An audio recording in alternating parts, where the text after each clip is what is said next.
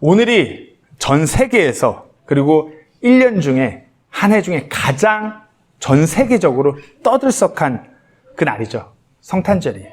크리스마스. 모든 사람들이 이 시기만 되면, 여긴 또 천주교 베이스인 필리핀이다 보니까 지나가는 사람들마다 메리 크리스마스, 메리 크리스마스. 믿음이 없는 사람들도 24일 전날 밤까지 모여서 하하호호 떠들고, 제가 한국에 있다가 어제 새벽에 왔는데 한국 크리스마스라고 온데군데가 사람이 다 빽빽해요. 다 줄 서 있고. 애들이랑 병원 갔다가 점심 한 끼 먹는데도 다 줄 서 있어갖고 추운데, 이게 크리스마스 전날이라 그러구나. 정신 못 차린 줄 알았어요. 그리고 교회는 아마 모든 교회들이 이 아침에 하나님을 높여 예배하는 시간입니다. 성탄을 맞이하는, 예수님께서 이 땅에 오셨다라는 그 기쁜 소식에 찬송가가 가득한 시즌이에요. 근데 제가 정말 예수님에 대해서 정말 믿음을 가지고 성경 말씀을 대하면서 읽어보면서 그렇게 드는 생각인데, 저는 성탄절이 그렇게 기쁘게 맞이해야 되는 막 하하호호 그런 기쁜 시즌은 아니라고 생각돼요. 성경을 읽어보세요. 그 예수님께서 이 땅에 오셨는데, 오셔서 처음에 누인 곳은 말 밥그릇이에요. 말 구위에 누이셨어요. 우리를 구원하려고 오신 메시아가 오셨는데 들어갈 방이 없어서 말 구위에 누이셨어요. 근데 사람들은 이 시즌이 오면 그걸 기념하면서 너무 기뻐해요. 그렇더라고요. 제 개인적으로 저는 이게 우리가 정말 믿음 있는 사람들이라면 하나님 앞에 부끄러워하고 수치스러워해야 되는, 우리 자신을 더욱더 낮춰야 되는 시즌임에도 불구하고 안타까운 것 같아요. 예수님께서 이 땅에 오셨는데 우리가 한번 생각해보세요. 우리가 예수님께 무슨 일을 행했나? 믿어요. 우리가 예수님께서 우리의 죄를 구원하셨어요. 믿어요. 그런데 제가 교회 다니는 분들한테 구체적으로 그러면 무엇을 믿습니까? 라고 물었을 때 잘 대답을 못 하세요. 목사님들한테 어떻게 이렇게 어깨너머로 들었던 걸로 말씀을 하시는데 성경적으로 우리가 무엇을 믿는지 정확하게 말씀을 못 하세요. 예수님께서 이 땅에서 이루신 가장 위대한 일, 십자가 사건이라고는 말씀을 하세요. 그렇다면 제가 더 깊이 들어서 그럼 십자가에서 어떻게 그 일을 이루셨나요? 라고 물었을 때 죽으셨죠. 끝. 여기까지만 알고 넘어가요. 그래서 한번 우리가 성경적으로 그 십자가 사건이, 그 복음을, 복된 소식이라는 그 복음의 사건이 정확하게 성경적으로 어떤 의미고 어떤 사건인지 우리가 정확하게 알고 넘어가길 원합니다. 오늘 성경 구절을 보시면은 예수님께서 우리를 구속하셨어요. 구원하셨어요. 우리의 죄를 대신해서 죽으셨어요. 여기까지는 다들 아세요. 근데 우리가 성경 구절로 보아서 알 건데, 우리의 죄를 대속하셨다는 건 그냥 예수님께서 죽으셔서 죄를 대속하셨다, 이게 아니에요. 성경 구절을 보면 그분 안에서 우리가 그분의 피를 통해 구속, 곧 죄들의 용서를 받았다라고 해요. 피를 통해. 예수 그리스도의 그 흠없는 어린 양의 죄 없으신 그 피를 통해서 구속을 받은 것이에요. 제가 왜 이 피에 대해서 이렇게 말씀을 드리냐면, 많은 현대 역본들이 이 피에 대해서 언급하는 것을 빼버렸어요. 그래서 우리 개역개정 성경으로 읽어보시면은, 이거 제가 넣어놓지는 않는데, 개역개정 성경을 읽어보시면 골로새 1장 14절 말씀이 이래요. 그 아들 안에서 우리가 구속 곧 죄사함을 얻었도다. 그 아들 안에서 우리가 구속 곧 죄사함을 얻었도다. 그저 예수님의 그 죽음만 두리뭉실하게 말하면서 우리가 그걸 통해서 구원받았어 라고 많은 현대역본들이 그렇게 말씀하고 있어요. 하지만 하나님의 말씀에서는 정확하게 언급하고 있는 것이, 우리가 그분의 피를 통해 구원받는 것이, 우리가 그분의 피를 통해서, 그분의 피값을 통해서 우리가 구속된 것이에요. 로마서 3장 23절 25절 말씀에는 모든 사람이 죄를 지어 하나님의 영광에 이르지 못하되, 모든 사람이 죄를 지어서 우리가 죄인이기 때문에 영원한 형벌이 예비되어 있는 것이에요. 근데 뭐라고요? 그리스도 예수님 안에 있는 구속을 통해 하나님의 은혜로 값없이 의롭다고 인정받았는, 그렇죠, 예수님 안에 있는 구속을 통해서. 근데 뭐라고요? 25절에 그분을 하나님께서 그분의 피를 믿는 믿음을 통한 화해 허물로 제시하셨으니 이것은 하나님께서 참으심을 통해 과거의 죄들을 사면하심으로써 자신의 의를 밝히 드러내려 하십니다. 성경은 정확하게 말씀하시는 거예요. 우리가 그분의 피를 통해서 구속받은 것이에요. 단순히 예수님께서 십자가에 죽은 그 사건 맞죠? 하지만 정확하게 예수님께서 흠 없고 죄 없으신 그 의로우신 피를 우리의 죄를 대신해서 흘리심으로 우리가 구속받은 것이에요. 영어로 redemption. 이것은 사고 파는 옛날에 로마 시대 때 노예들을 사고 팔 때 쓰는 표현이에요. 구속, redemption. 노예가 시장에 나와요. 그럼 어느 주인이 와서 이 노예가 괜찮네? 그럼 이 노예를 그 주인이 돈 주고 사는 게 구속되는 거예요. 이 노예가 그 사람에게 구속되는 거예요. 왜? 값을 치르고 샀으니까. 우리가 죄인인 상태에서 하나님의 아들로 되는 것은 예수님께서 우리의 죄값을 그 피로 치르시고 우리를 사신 것이에요. 그렇기 때문에 우리가 그분 안에 거하는 것이고요. 죄를 용서받았다는 것은 우리가 죄에서 해방돼 갖고 예수님께로 구속된 것을 말하는 것이에요. 레위기 17장 11절에서 그래서 이 구속된 피에 대해서 이렇게 말합니다. 이는 육체의 생명이 피에 있기 때문이며 내가 피를 너희에게 주어 제단 위에 뿌림으로 너희 혼을 위해 속죄하게 하였나니 이는 혼을 위해 속죄하는 것이 피이기 때문이라. 우리의 혼을 속죄하는 것은 피라고 레위기 말씀에 정확하게 나와 있어요. 그리고 히브리서 9장 22절 말씀에도 율법에 따라 거의 모든 것이 피로써 깨끗하게 되나니 피 흘림이 없이는 사면이 없느니라. 예수님만이, 죄 없으신 예수님만이 우리를 위해서 그 피값으로 우리의 죄를 대신하실 수 있는 것이에요. 그 어느 누구도 피를 흘린다고 해서 우리의 죄가 사면되거나 죄가 어떻게 되는 일이 있을 수 없어요. 왜? 우리는 이미 죄인들이기 때문에. 의로우신 그 죄 없는 그 피, 예수님의 피만이. 이것이 복음의 핵심이고 이것이 우리가 말하는 예수 그리스도의 보혈의 능력인 것이에요. 대부분 그리스도인들은 그저 기쁜 소식, 복음, 예수님 믿어야 돼요. 예수님 십자가에 우리 위해서 죽으셨어요. 그런데 이 피를 믿는 믿음에 대해서 이 피를 통한 예수 그리스도의 그 복음에 대해서는 전혀 생각하지 않아요. 피를 통한 이 구속, 피를 통한 복음 들여다보면 잔인해요. 밥이 넘어가지 않는 장면들이에요. 제가 그래서 피하면은 떠오르는 성경책 한 부분을 좀 더 구체적으로 나누면서 이 얘기를 하려고 그래요. 피하면은 떠오르는 성경책이 어떤 부분이 있을까요? 우리가 보통 성경을 통독하겠다고 매해 결심을 하잖아요. 그러면은 그 구약은 어려우니까 신약부터 해야지 하다가 요한계시록에서 우주로 가고요. 그럼 다시 구약에서 처음부터 시작해야지 하면 요 책에서 우주로 가요. 무슨 책일까요? 창세기까지는 하나님이 세상을 창조하셨구나. 그래서 이 책에 들었으면 계속해서 피를 뿌리고 동물을 잡고 각을 뜨고 무슨 책일까요? 다들 눈치만 보시고 올해는 꼭 통독하세요. 레위기예요. 그렇죠. 레위기예요. 성경을 통틀어서 피에 대해서 400회 정도 언급이 돼요. 근데 이 레위기에서만 피에 대해서 언급이 80회가 나와요. 그러니까 피에 대해서 읽다가 이 레위기를 읽다가 전부 다 도대체 무슨 말이야 그러다가 다 우주로 가요. 그래서 신약으로 점프하고. 그 피는 주로 제사에서 흘려지는 피로 나와요.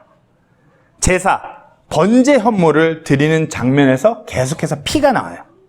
그러니까 레위기를 읽어보면은 계속 동물을 잡아요. 계속 토막을 내요. 계속 피를 뿌려요. 계속 피를 빼내요.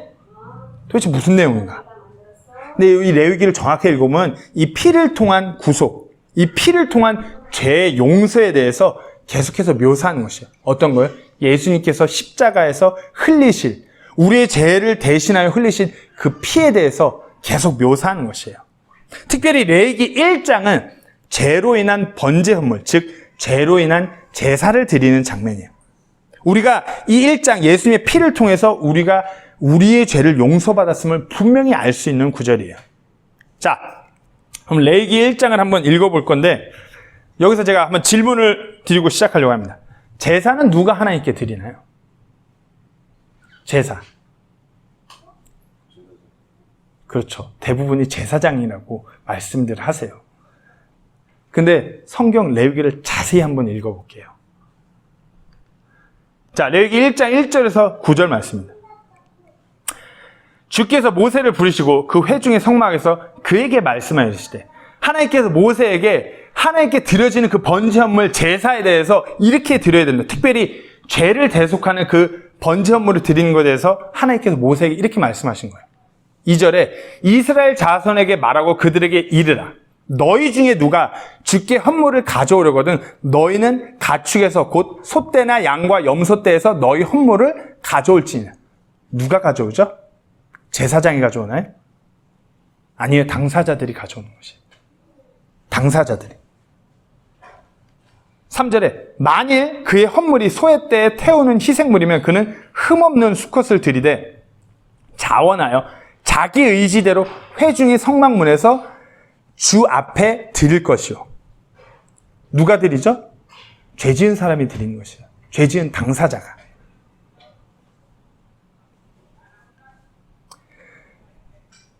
그는 번제 헌물의 머리 위에 안수할지니 그러면 그를 위해 속죄가 이루어지도록 그를 대신할 것을 내가 받으리라. 자, 다시 질문 드립니다. 제사는 누가 드리죠? 제사는 누가 드리죠? 그렇죠. 죄 지은 사람이 드리는 것이에요. 근데 뭘 드린다고요? 흠없는 수컷. 그리고요, 어떻게 해요? 자기 의지대로. 즉, 자원하는 마음으로. 자, 그럼 다시 한번 질문을 드리겠습니다.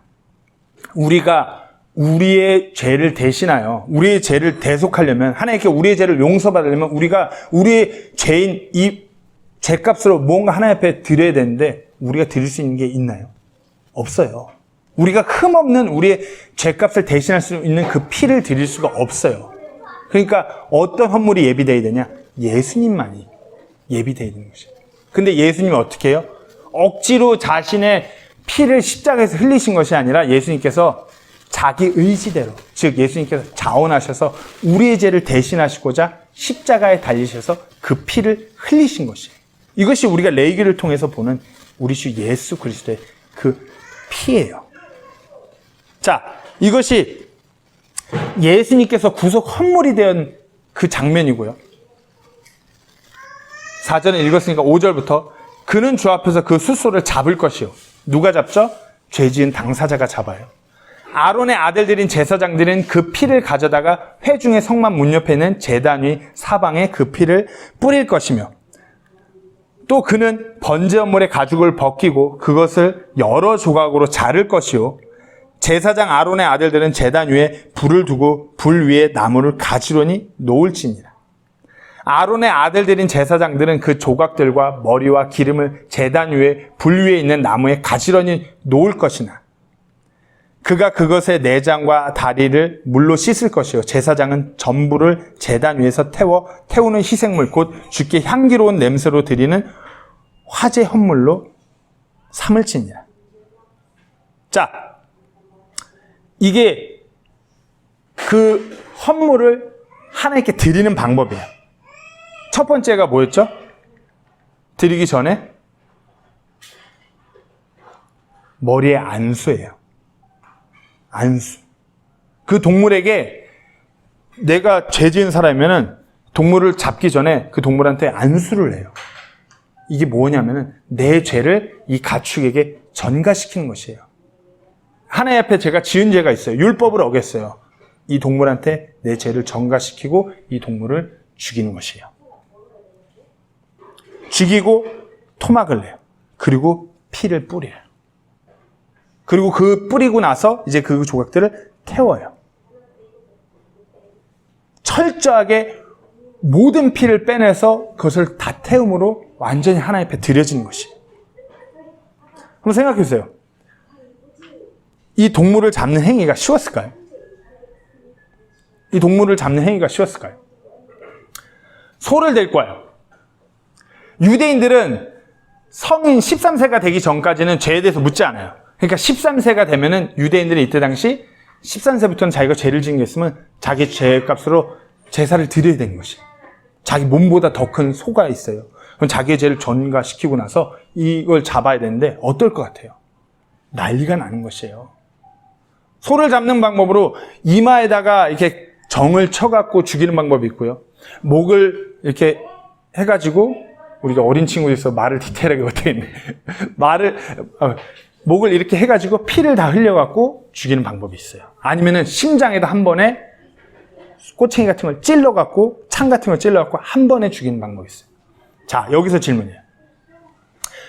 대부분의 남자 군대 갔다 오신 분들, 아유, 그 소 한 번 내가 정을 한번 때리면 죽겠지. 그럴까요? 정말 그 도살장에서 수십 년간 도축을 해온 사람이 잡으면 그게 가능할 수 있어요. 하지만 일반 사람들이 소나 어떤 양이나 어떤 염소를 잡을 때 한 방에 찍어서 죽는 일이 없어요. 그러면 제사가 드려질 때 난리가 나는 광경이 벌어지는 것이에요. 피범벅이 돼요. 내 온몸이 피가 다 튀겨요. 동물은 죽다가 말아갖고 막 발작을 하면서 확 일어나요. 근데 그걸 다시 잡아갖고 죽여요. 그리고 누가 토막을 내요? 죄 지은 당사자가 그걸 하나하나 토막을 내요. 그러고 나서 토막을 내갖고 가죽을 벗기고 이제 그 피를 제사장이 뿌리고 그것을 태우는 것이에요. 그 태울 때 그 향기를 하나님께서 기뻐 받으신대요. 완전히 그 죄가 전가되어서 그 동물의 그 가축의 피가 완전히 흘려지고 그 살들이 완전히 태워짐으로 인해서 그 죄값이 치러졌을 때 그 향기를 하나님께서 기뻐 받으시는 것이에요. 얼마나 잔인한 행위예요. 얼마나 잔인한 행위예요. 이스라엘 백성들은 유대인들을 그것을 수도 없이 해왔어요. 수도 없이. 매일같이 피를 빼요. 매일같이 조각을 내요.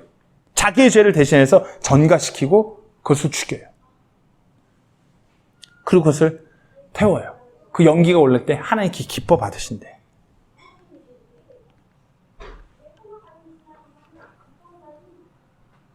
향기로운 냄새래요. 향기로운 냄새. 뭐라고요? 하나님께서 기뻐 받으신 냄새이기 때문에. 이 향기로운 냄새, 주께서 기뻐 받으신 이 냄새는 창세기 8장 20절에서 21절에 나와요. 노아가 노아의 방주에서 나와갖고 처음으로 하나님께 기뻐서 번제 헌물, 제사를 드릴 때 이것이 나와요. 노아가 주께 제단을 쌓고 그 모든 정결한 짐승과 모든 정결한 날짐승 중에서 취해 제단 위에 번제 헌물을 드렸더니 주께서 향기로운 냄새를 맡으시고 주께서 마음속으로 이르시되 내가 이후로는 사람으로 인해 땅을 다시 저주하지 아니하리니.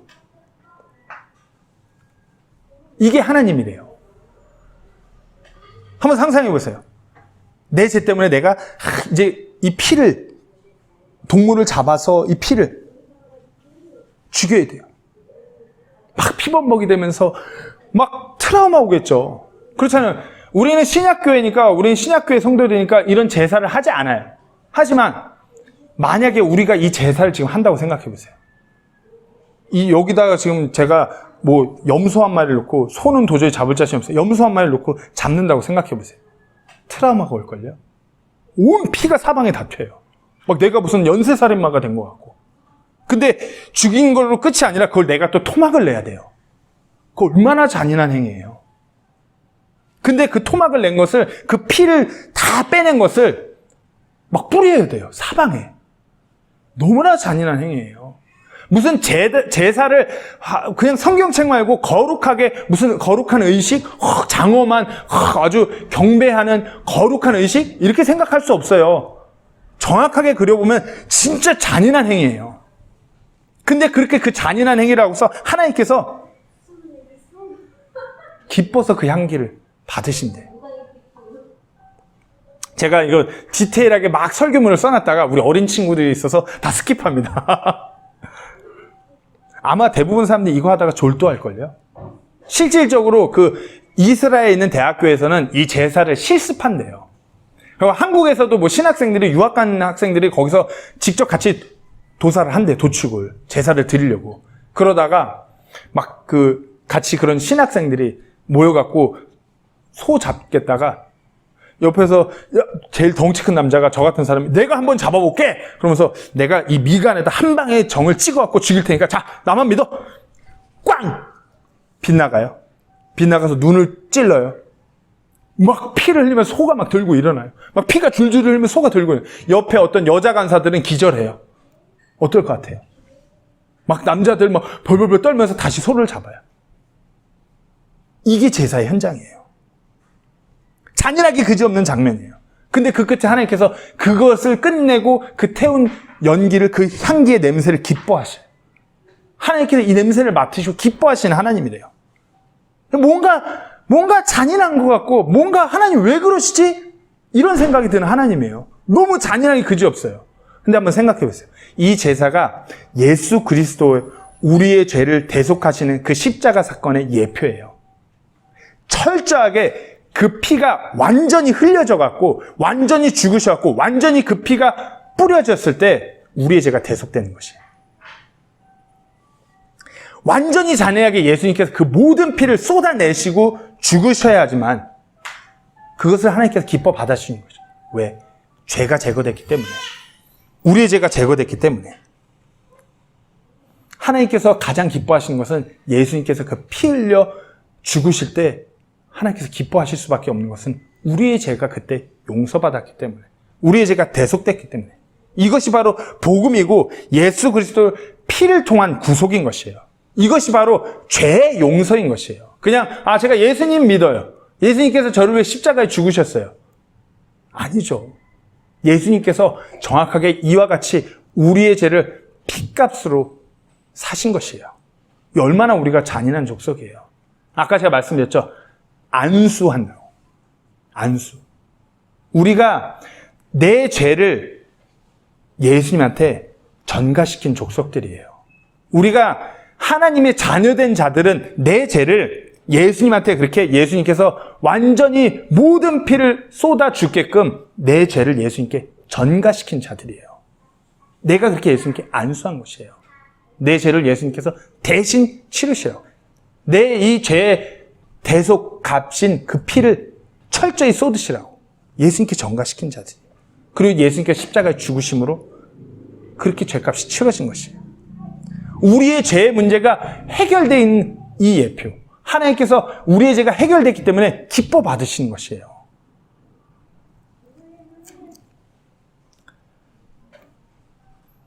제가 이 자리에 계신 분들 한번 묻겠습니다. 그래서 이 자리에 혹시 아직까지 내 죄를 예수님께 전가시키지 않은, 안수하지 않은 분이 계신가요? 안수라는 것은 내가 예수님을 믿음으로 받아들이는 것이 안수하는 것이에요. 내 죄를 내가 믿음으로 받아들이면 죄가 예수님께로 전가되는 것이에요. 아직 내 죄를 예수님께로 전가시키지 않고 신앙생활을 하신다라면 그것은 목사가 됐건 선교사가 됐건 장로, 집사, 권사가 됐건 아무리 수십 년간 교회에서 신실하게 신앙을 하셨다라고 해도 똑같아요. 죄 문제가 해결되지 않은 것이에요. 아무리 헌금을 많이 하고 무슨 교회사적에 길이 남을 만한 대단한 일을 했다고 해도 내 죄를 예수님께 전가시키지 않았다라면 죄의 심판이 예비된 사람인 것이에요. 제가 설교를 준비하면서 제 개인적으로 좋았어요. 예수님께서 내 죄를 위해서 어떠한 일을 행하셨는지 묵상할 때 개인적으로 너무 좋았어요. 너무 감사하기도 하고요. 예수님께서 나를 위해서 그 잔인한 그 십자가형에 그 피를 흘리시기 위해서 그렇게 처해졌다는 게 너무 감사했어요. 십자가형이요, 시작하기 전부터 이미 반성장 상태로 시작해요. 십자가를 지고 그 갈보리 언덕에 올라가기 전에 로마 병정들한테 채찍질을 당해요.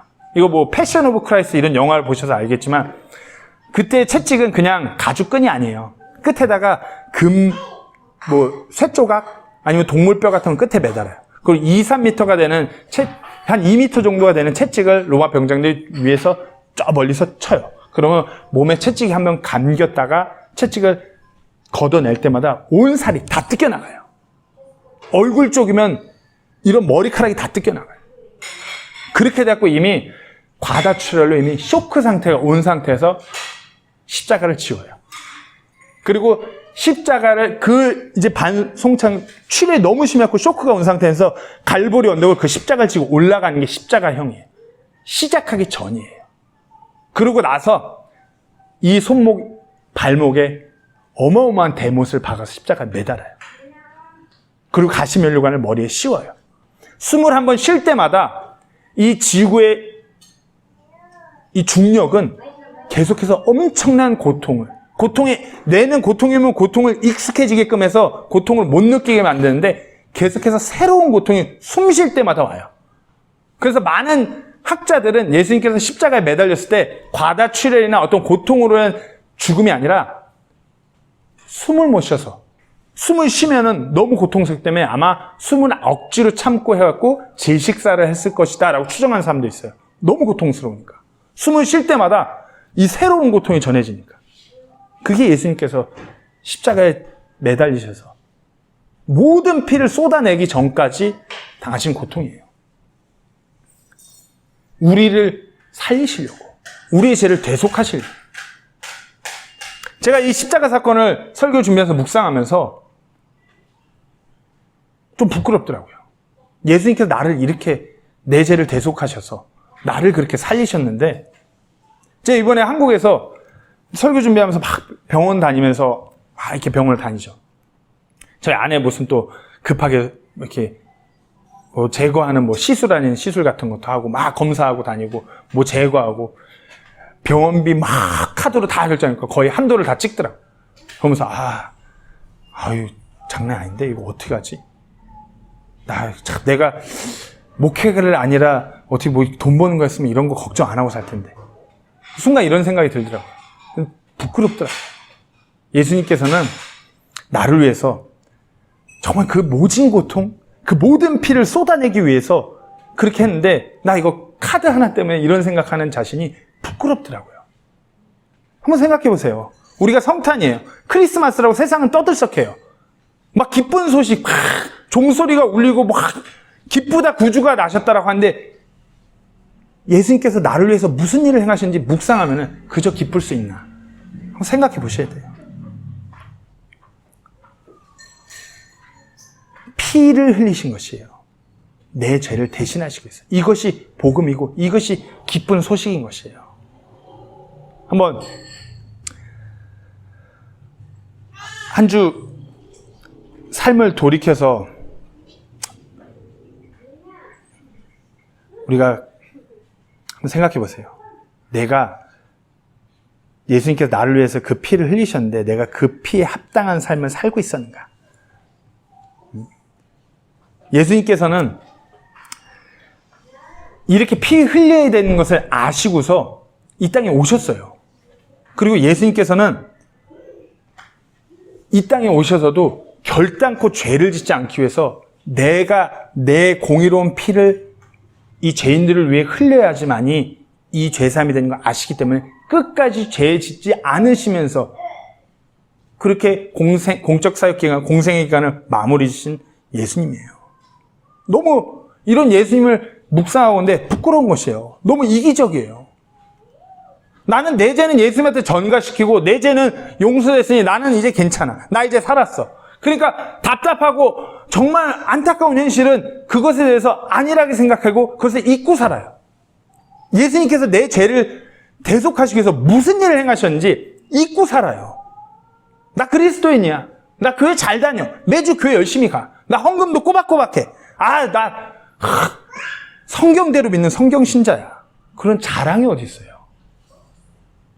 매 삶의 순간순간을 내가 부끄러워하면서 하나님 앞에 내 자신을 꿀려야 되는데 나를 위해 피 흘리신 그 예수님을 기억해야 되는데 그냥 육신적인 삶을 살아가요. 이제 나는 죄로부터 해방됐어.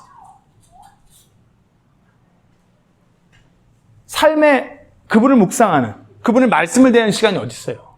그저 매일 삶에서 유튜브, 넷플릭스, 쇼프로, 드라마는 열심히 챙겨보면서 성경 말씀 덮고 살아가요. 매일 뉴스는 접하고 즉각적으로 그 뉴스의 소식에 반응해갖고 삶의 방향을 틀면서 하나님의 말씀에 대해서는 무반응해요. 매일 세상 노래는 흥얼거리면서 하나님을 향한 찬양은 멈춘 지 오래예요. 여기 자신이 해당되신다면 부끄러운 줄 아셔야 돼요. 내 죄는 예수님한테 전가시켜놓고서 부끄러운 삶을 살고 있는 것이에요.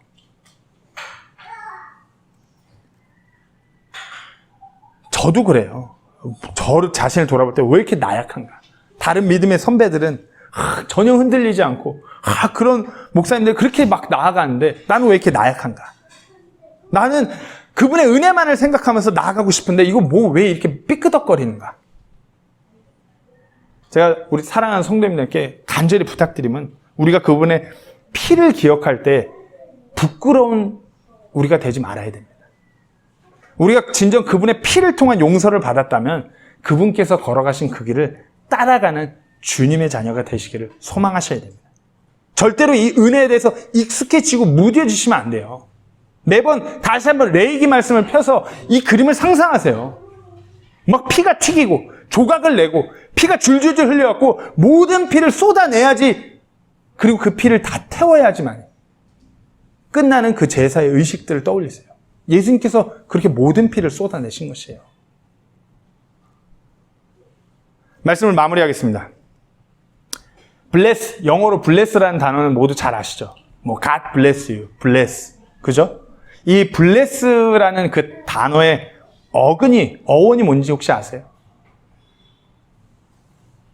제가 오늘 설교 제목을 뭐로 했는지를 저는 늘 쉬운 퀴즈만 냅니다.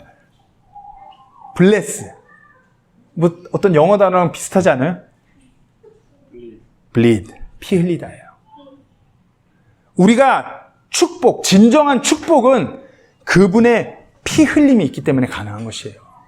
God bless. 하나님께서 주신 진짜 축복은 우리가 구원받는 그리스도인이 되는 것이에요. 이것은 그분의 피 흘림을 통해서 가능한 것이에요. 예수님께서 우리를 위해 그 피를 전부 쏟으셨기 때문에, 십자가에서 우리의 피값을 모든 것을 치르셨기 때문에 그것이 우리에게 축복인 것이에요. 축복이라는 것은 God bless you 그랬고 무슨 사업이 잘 되고 돈을 잘 벌고 건강하고 이거 아니에요. 우리가 예수님을 내 개인의 구주로 만나는 것이 가장 위대한 축복인 것이에요. 오늘 이 시간을 지나면서 다시 한번 간곡히 부탁드린 것은 내 삶을 돌아보시고 내가 내 죄를 아직 예수님께로 전가시키지 않았다라면 내 죄를 예수님께로 진정 다시 전가시키고 그 예수님을 만나는 그날이 오늘 되기를 간절히 소망합니다. 골로새 1장 14절 말씀 우리 다 같이 다시 한번 한 목소리 읽고 설교를 마치도록 하겠습니다. 다 같이 읽겠습니다. 시작. 그분 안에서 우리가 그분의 피를 통해 구속 곧 죄들의 용서를 받았도다. 아멘. 잠시 기도하시겠습니다.